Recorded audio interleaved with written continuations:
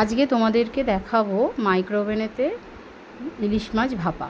এর জন্য যেটা করেছি, আমি গ্রাইন্ডারেতে সর্ষে, কাঁচা লঙ্কা, নুন নিয়ে এটাকে বেটে নিয়েছি ভালোভাবে। এবার এর মধ্যে দিয়ে দিচ্ছি আর একটু নুন আর একটু বেশি পরিমাণ, মোটামুটি আমি এখানেতে 5-6 চামচের মতন সর্ষের তেল নিয়েছি। এবার এটাকে ভালোভাবে মিক্সড করে নেব। আর আমি ইলিশ মাছ ভাপাতে হলুদ ইউজ করি না, মাছের মধ্যে যা হলুদ মাখানো থাকে সেটাই দিয়ে থাকি।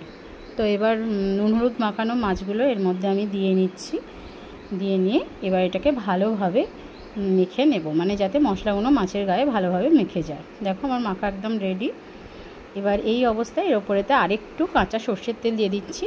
তোমরা যদি কেউ ঝাল বেশি খাও তাহলে এর মধ্যে আরও 2-3টে কাঁচা লঙ্কা চিড়ে দিয়ে দেবে। এবার মাইক্রোওভেন মোডেতে 7 মিনিটের জন্য আমি এটাকে কুকিং হতে ছেড়ে দেব। একদম রেডি। 7 মিনিট পরে একদম সুন্দরভাবে একদম ভাপা ইলিশ হয়ে গেল। দেখো, এটা ভীষণই সহজ পদ্ধতিতে যারা মাইক্রোওভেনে করতে চাও খুবই সুন্দর হয়। এবং মাছটা সেদ্ধ হয়েছে কি সেটাও তোমাদের আমি দেখিয়ে দিচ্ছি। অনেকেরই মনে হতে পারে হয়তো সেদ্ধ হয়নি। দেখো, একদম ইলিশ মাছ এমনিই নরম মাছ, একদম খুব সুন্দরভাবে সিদ্ধ হয়েছে। তো তোমাদের আজকে রেসিপিটা কেমন লাগলো অবশ্যই জানাবে। আর যারা মাইক্রোওভেনেতে করতে চাইছো এইভাবে করো, ভীষণ ভালো হবে খেতে।